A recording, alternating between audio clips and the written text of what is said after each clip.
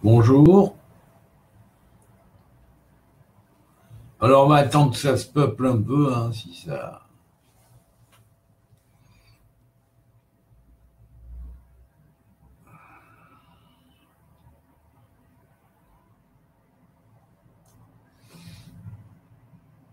Bonjour. Salut Chantal.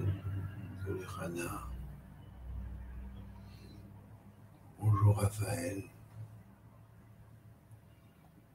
Jean-Pierre. Salut. Bon, alors, chers amis, je tiens à préciser que c'est pour rendre hommage à la vérité et à ne pas la déformer qu'il faudra que je donne les bases, je pense, pour faire accorder les violons pour le concert. Parce que à un niveau divin, les choses sont un concert. Au niveau humain, des fois, il y a beaucoup de problèmes, alors c'est une cacophonie. Donc il faut remettre d'abord les violons, les accorder. Ensuite, bien évidemment, il faut remettre les pendules à l'heure en rétablissant l'ordre des choses sans mettre la tête à la place des pieds, le cœur à la place de la main, car il y a un ordre universel qui doit être respecté, sans bourrage de crâne. Je répète, sans bourrage de crâne. Je répète, sans bourrage de crâne. Et la parodie qui suivrait lorsque l'on vulgarise la vérité, qu'on la déforme, et on laisse donc la porte ouverte à toutes sortes de bifurcations. Alors, je voudrais préciser une chose. Il y a des vérités qui sont de niveau 1. De niveau 1, c'est-à-dire sont d'ordre relatif et totalement individuel. Chacun ou chaque personne capte à son échelle de valeur les choses. Alors bien sûr, il y a quand même des groupes, mais les groupes se rallient à des visions individuelles auxquelles ils se réfèrent. C'est du niveau 1, c'est-à-dire c'est du niveau dans lequel l'ego comprend les choses. Puis il y a des vérités qui sont de niveau 2. On est déjà sur le pont, qui va relier à une conscience dite ouverte et dite, comment dirais-je, équilibrée et logique, qui est universelle quelque part. On va vers, on essaye de tendre un peu plus vers. Ce sont des valeurs de niveau 2. Bon, ça vole pas très haut parce que en fait, ça tient sur des valeurs de groupe humain, de communauté religieuse, philanthropique ou de groupe philosophique ou politique. Quelquefois les deux. On a l'exemple avec Daesh, par exemple. Non, ça c'est pour mettre la pointe pour la rigolade, mais enfin l'Église a eu son temps aussi. Alors il y a des vérités qui sont elles de niveau 3, qui sont un ordre qui brasse de peuples, un nombre de peuples, elles sont d'ordre de peuples, et chaque peuple brasse plusieurs coutumes, plusieurs groupes, plusieurs communautés humaines, en les comprimant, en les synthétisant, en essayant de les adapter, en essayant de les équilibrer à un niveau supérieur, même lorsqu'elles sont en opposition apparente.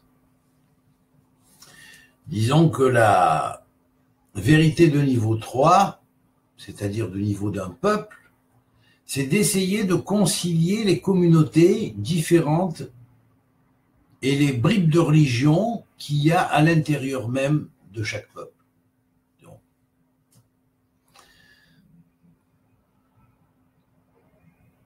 Alors bien sûr, les vérités des grandes religions, à partir du moment où la religion est une religion dans le sens religéré, qui veut dire raccorder, relier,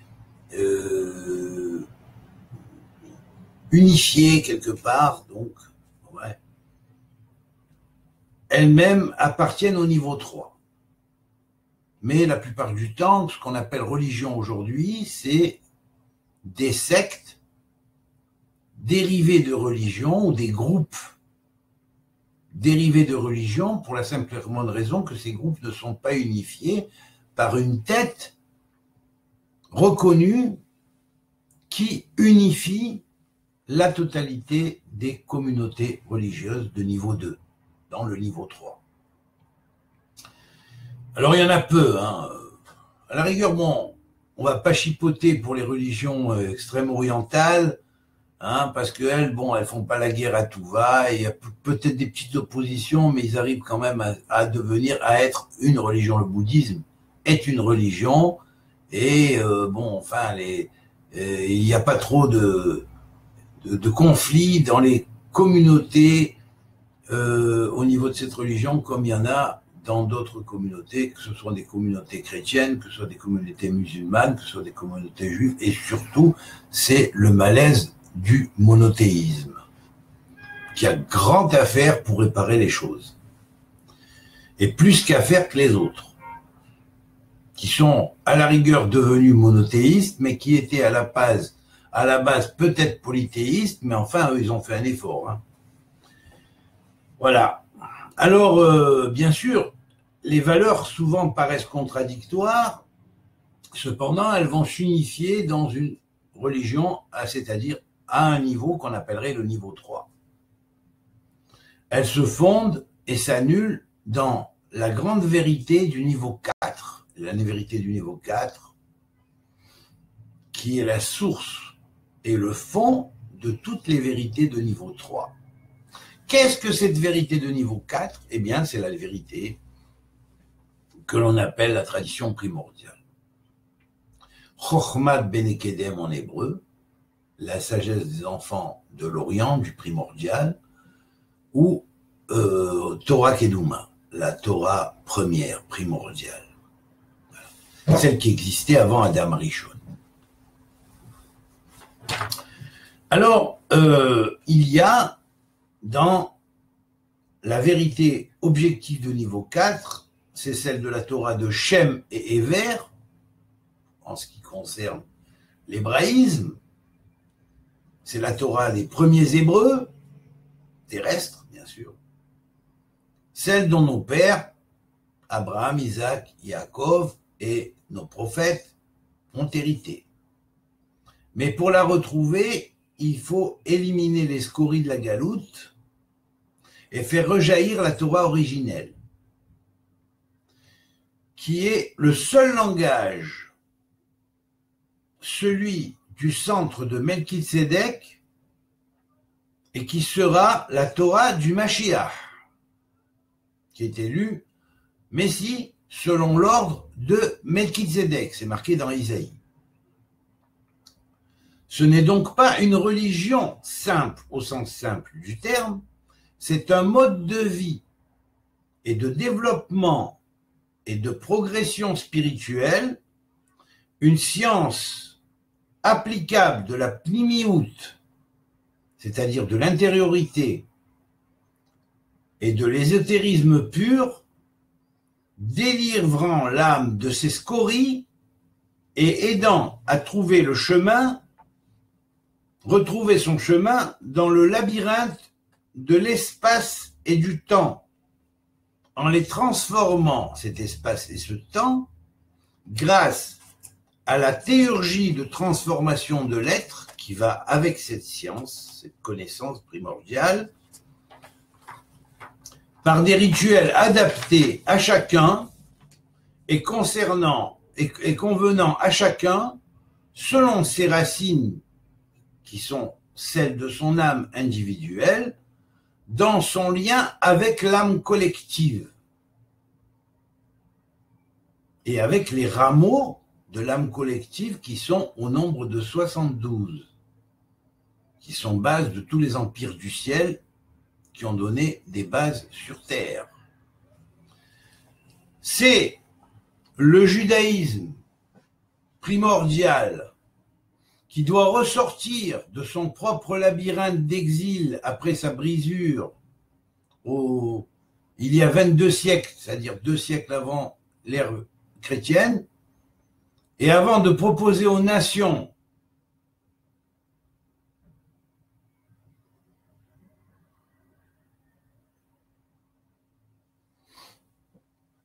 la voie qui ne soit pas une pseudo-délivrance alors qu'il n'est pas apte à écouter la voix du Très-Haut. Car écouter cette voix du Très-Haut, c'est trouver la voie vers cette délivrance, auquel, pour le moment, le judaïsme actuel est loin d'être prêt à accomplir, car cet accomplissement exige avant tout 1. La solidarité entre les membres dirigeants du peuple juif, tout au moins au départ un bon noyau de rabbins, c'est-à-dire de Talmidei Chachamim, c'est-à-dire de sages, de Chachamim, d'élèves des sages, d'élèves des sages donc et de sages, de maîtres morim, dans toutes les sortes de techniques et des sciences connues, dans leur point de vue à la fois scientifique et à la fois thoraïque. 2.2. Le noyau d'unité, une fois consolidé et bien uni, les membres doivent se concentrer sur ce qui est à apporter comme renouveau au langage du judaïsme qui devra lui-même évoluer et faire évoluer sous directive des maîtres toutes les communautés ensemble et unies comme une grande religion. Point 3. Le tri sur les textes réellement de sources qui sont véritablement traditionnels et ceux qui sont des interprétations relatives dues à l'exil et à ses pressions ainsi qu'à ses influences sur la psychologie de ceux qui les ont écrits. Sans aucun scrupule, il faudra avoir le courage d'éradiquer certains textes nuisibles à la paix universelle ou en réinterpréter d'autres en termes adéquats, plus raisonnables et moins extrémistes pour ceux qui le sont. Alors, ce que je dis là pour le judaïsme, le christianisme comme l'islam, prenez-vous la leçon doublement et quadruplement l'islam, je suis désolé. Rétablir les sciences et les valeurs perdues, comme l'art traditionnel hébraïque dérivant de la géométrie sacrée. Point 4. Point 5. Il faudra tenir compte et reconnaître qu'il y ait parmi les nations de gens nombreux qui, même s'ils ne sont pas juifs, ne sont même pas des noachides, mais qu'ils ont aussi, noachides au sens où on le fait aujourd'hui, bien sûr, tout le monde est noachide, même les juifs sont noachides, je précise, puisqu'ils sont sortis de Noé, c'est logique. Et on est tous des adamites, puisqu'on est tous sortis d'Adam, c'est encore plus logique. Mais qu'ils sont aussi, pour certains, des membres d'Israël appartenant aux 10 tribus et demie perdues, que certains membres dits noachides sont peut-être tout simplement attirés par la tradition judaïque parce que leur âme reconnaît des réchimous, qui sont, c'est-à-dire des traces, inscrites dans les tréfonds, dans leurs tréfonds, c'est-à-dire dans les tréfonds de leurs âmes, d'une tradition plus ancienne dont le judaïsme a hérité. Aussi, même au travers du christianisme ou d'une autre tradition, ça a pu leur parler, puisque à l'origine, c'était dans la tradition primordiale et c'était après dans la deuxième tradition de l'ancien des temps, c'est-à-dire la tradition de la Torah, qui est la tradition de la Torah du Tikkun, la loi du Tikkun. Une tradition des plus anciennes dont le judaïsme a hérité, c'est la tradition des Bnei Israël, auxquels peut-être ils appartiennent, même s'ils ne sont pas juifs. Il faut accepter comme cela, il faut les accepter comme cela et les reconnaître comme des Bnei Israël. Et ceux qui leur mettent des bâtons dans les roues un peu trop, ils vont à l'encontre de la volonté divine du retour. C'est comme cela que l'Éternel les reconnaît. Même si la manufacture à fabriquer les robots, qu'est la rabbanoute, ne les reconnaît pas, ou difficilement. Je préfère ne pas entrer dans la politique des causes qui dictent à cette rabbanoute d'imposer des codes-barres et des étiquettes sur les communautés dissolues et séparées qu'elle babélise à outrance, Ce qui peut très bien paraître intolérable à certains, et j'en connais plus d'un et plus d'une qui ont piqué des crises par rapport à tous les problèmes qu'on leur faisait pour les empêcher de retourner à leurs racines et d'étudier la Torah, l'hébreu et la Kabbalah. Parce que la Torah, c'est de la Kabbalah.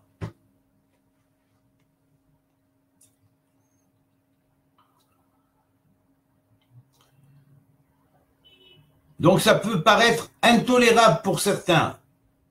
J'en connais une fille qui a suffoqué de tous les problèmes qu'on lui a fait. Elle a des problèmes avec ses enfants à cause des problèmes qu'on lui fait. On n'a pas le droit de le faire, ça. Selon la Torah. Selon une politique, ça c'est autre chose.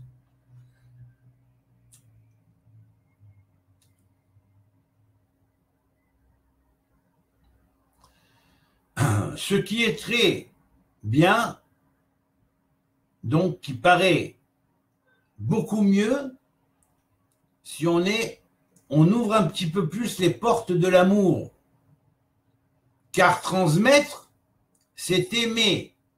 Et aimer, c'est savoir se mettre à la place de celui qui reçoit. Ainsi que d'être capable de recevoir de lui. En fait, aimer est mutuel.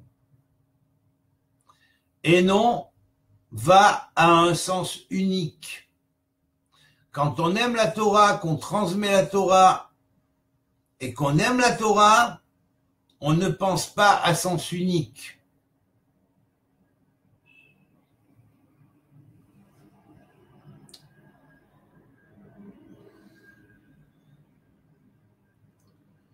En fait, le fait d'aimer, c'est mutuel.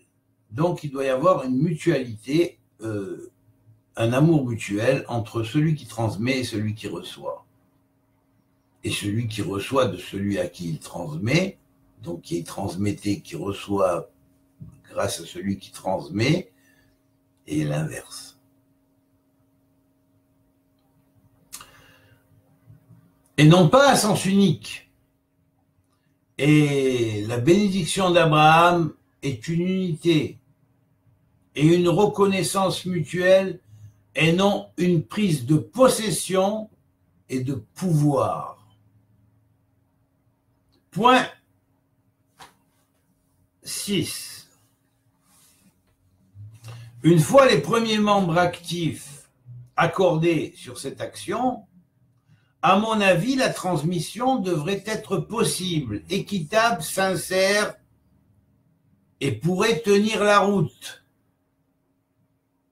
sans faire rigoler les initiés, autant parmi ceux des nations que ceux qui font partie du corps, encore et dans l'ombre, c'est-à-dire du corps du peuple juif, et encore dans l'ombre, dans le judaïsme, et il y en a, et ils ne sont pas forcément des rabbins, et on ne peut pas leur faire passer des vessies pour des lanternes, ni même des messies pour des lanternes.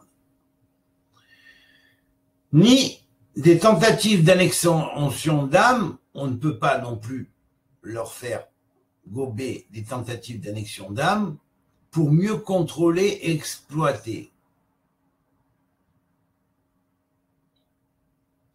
Pour un messianisme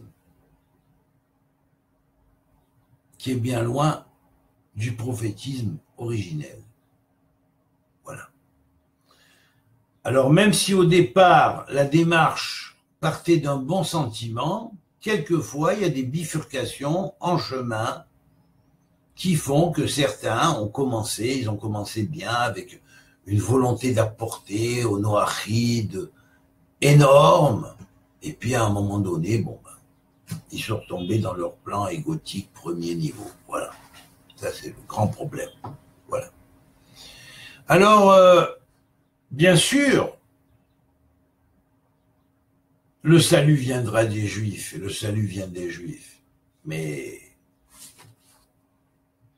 il faut qu'on se conforme à ça pour que ça vienne vraiment. Alors, accordez vos violons. Unifiez-vous déjà et après vous unifierez tout le reste. Car tout tient là-dessus. Et n'oubliez pas que dans la Torah, il y a une force qui, si on la diversifie, elle entraîne une diversification et une opposition dans l'humanité.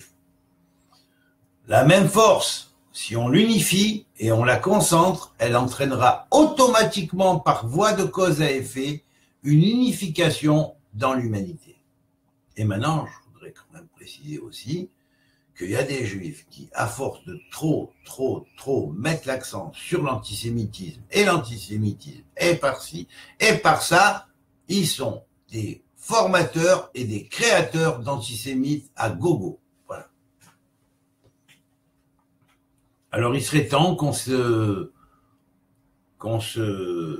commence à voir clair, qu'on est Baruch Hashem arrivé jusqu'à ces temps vers la fin de l'histoire et que l'histoire puisse avoir un bon dénouement et qu'elle puisse nous amener à la réalisation de tous les projets prophétiques qui sont déjà en train de s'accomplir et ça fait bientôt 70 ans. Hein, et donc on fêtera bientôt Yom HaAtzmaut, le 70e anniversaire de la résurrection de l'État d'Israël qui sera le même jour que mon 65e anniversaire personnel. Voilà. Alors à très bientôt, merci mes amis d'avoir écouté, transmettez, ne laissez pas les choses comme ça, et je vais rajouter un petit texte après, juste pour que vous ayez les points principaux en mémoire, marqués aussi, mais n'oubliez pas que vous imprégnez bien de ce cours, parce que ce cours-là, il est fondamental pour que on sache que quand on parle de délivrance, il faut savoir de quoi on parle. À quel niveau on le voit et comment on le voit et qu'est-ce qu'il y a derrière et qu'est-ce qu'il faut faire, hein, et pas attendre que tout tombe comme ça du ciel, parce que si tu ne t'aides pas, le ciel ne t'aide pas. Et l'enfer, comme le paradis du reste, vomissent les tièdes, alors ne soyez pas tièdes. Kol Touv, amitié à tous, que Dieu vous bénisse et à bientôt.